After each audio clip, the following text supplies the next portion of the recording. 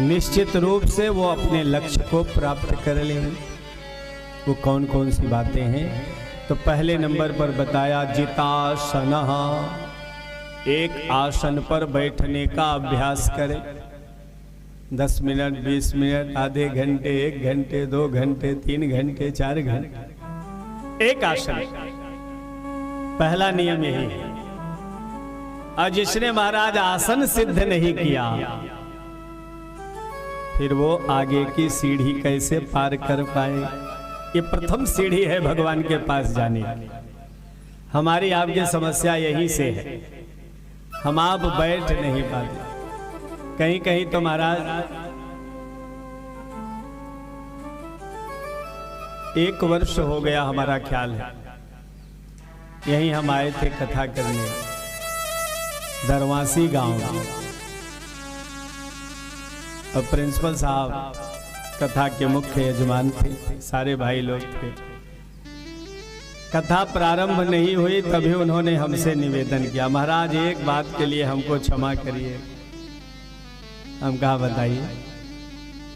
कहे देखिए अब हमको डायबिटीज हो गया, हमको बार बार बाथरूम जाना पड़ा, इसके लिए हम एक लगातार एक आसन पे बैठ नहीं पाए। हमने कहा कोई चिंता नहीं है, बस आप संकल्प ले लीजिए, पहले दिन की कथा सुनेंगे, भगवान की जैसी प्रेरणा और जैसी कृपा होगी वैसा आप समझ लीजिए।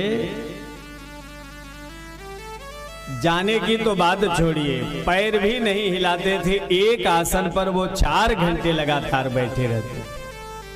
और उन्होंने कथा का और आश्चर्य तो हमको नहीं बताया, लेकिन यह बात जाते जाते हमसे कहे ये तो हमने भगवान की प्रत्यक्ष कृपा देखी। जहां मैं 10 मिनट 15 मिनट नहीं बैठ पाता था, मुझे जाना पड़ता था 4 घंटे, न जाने मुझे एहसास ही नहीं हुआ, अनुभव ही नहीं हुआ। हमने कहा ये भगवान की कृपा, और भगवान की कथा में आपकी ऐसी गति, ऐसा प्रेम कि महाराज शरीर भान विस्मृत हो जाए।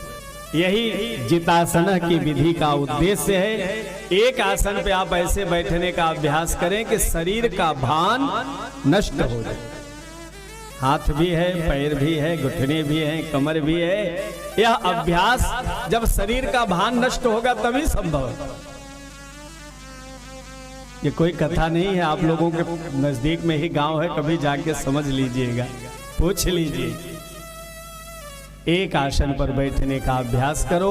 जब आसन सिद्ध हो जाए परीक्षित, तब उसके बाद ये जो नासिका के द्वार से श्वास आ जा रही है, इस श्वास पर नियंत्रण करो। आपकी समस्या ये है कि महाराज क्या बताएं, मन हमारा लगता नहीं। ये मन लगाने की विधि सुखदेव बाबा बता रहे। पहले एक आसन पर बैठने का अभ्यास करिए। देखिए हमारे मुख्य यजमान कितने बुजुर्ग हैं, लेकिन वे मूर्ति की तरह बैठे रहते हैं।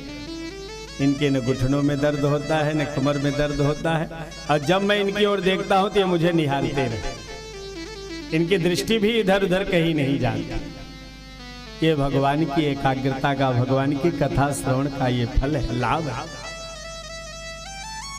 कहते हैं महाराज हम अपने कानों को दोना बना करके इस कथामृत का हम पान करते।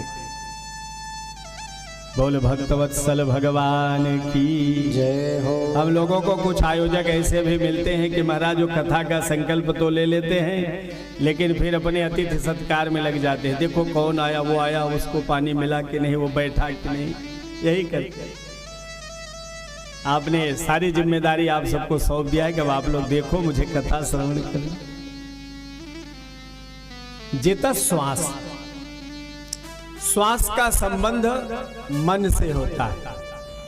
कभी कभी आप अनुभव करिए, जब आपको क्रोध आ जाता है तो आपके श्वास भी गरम गरम आने जाने लगती है। मन का संबंध श्वास से है। दूसरे नंबर की गति है श्वास पर नियंत्रण करो। अब आप कहोगे महाराज ये श्वास पर कैसे नियंत्रण हो? तो श्वास पर नियंत्रण की विधि ऋषियों ने बताई है, प्राणायाम परम बलम। प्राणायाम विधि के द्वारा, आजकल तो खूब प्राणायाम हो रहा है। अब आप लोगों के गांव में होता है कि नहीं? तो महाराज हम लोग शहरों में पार्कों में देखते हैं, जहां देखो वहीं प्राणायाम खूब हो रहा है, खूब कपाल भाती चल रही है बात। प्राणायाम के माध्यम से मन एकाग्र होगा, मन श्वास पर नियंत्रण होगा, और जब श्वास पर नियंत्रण होगा तभी मन पर आप अंकुश लगा सकते। ये मन चंचलम ही मनः कृष्ण, ये बड़ा चंचल है। अब तीसरे नंबर की विधि बताई, जित संग। संगत पर भी बहुत ध्यान रखिए, जैसी संगत वैसी रंगत। पान बीड़ी तमाकू गुटखा खाने वालों की संगति करेंगे, 10-5 दिन, महीने, 15 दिन में आपको ठोक पीट करके खाना सिखा देंगे। और ऐसी ऐसी बात बताएंगे, अरे बस जीभ पर रखोगे क्या आनंद मिलेगा। ऐसी ऐसी बात बता करके आपको ठोक पीट करके सिखा दे। Okay class, any questions? Ma'am ma'am question bank को सैंपल पेपर बता दो, बेस्ट वाले। पीट करके सिखा दे। मालाधारी, कंठीधारी, पीतांबरधारी, जटाधारी, मंत्र जप करने वाले, पूजा पाठ करने वाले लोगों के आप संग में रहोगे तो महाराज धीरे धीरे आपको अभी माला पकड़ने आ जाएगी, पीतांबर पहनने आ जाएगी। आप लोग गांव में देखिए, अगर गांव में आपके गांव में एक आध दो कोई पीतांबरधारी, जटाधारी, मालाधारी, कंठीधारी हुआ, देखते देखते कई लोग जो है धारण करने लग जाएंगे।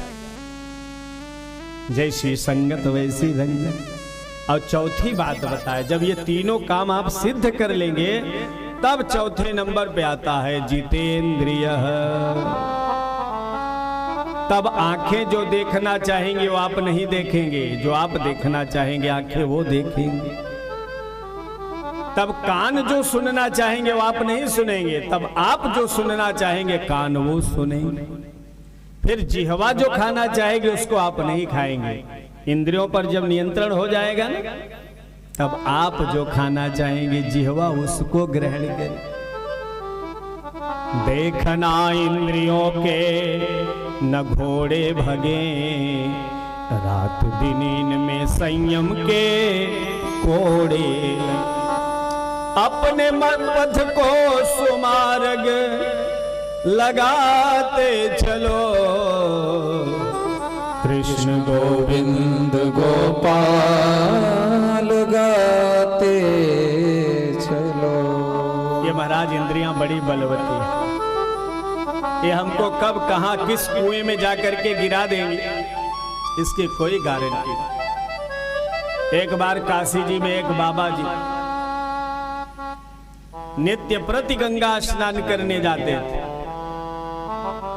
और उसी गंगा घाट पर एक गणिका, एक वैश्या बाबा जी से रोज पूछती थी, बाबा जी ये आपके दाढ़ी बाल की सफेदी असली है कि नकली है?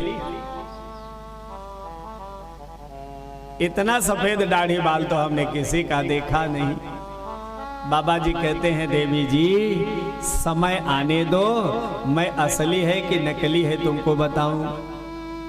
प्रतिदिन नहाने जाते, प्रतिदिन वो यही सवाल करते, और बाबा जी यही उत्तर देते। एक दिन महाराज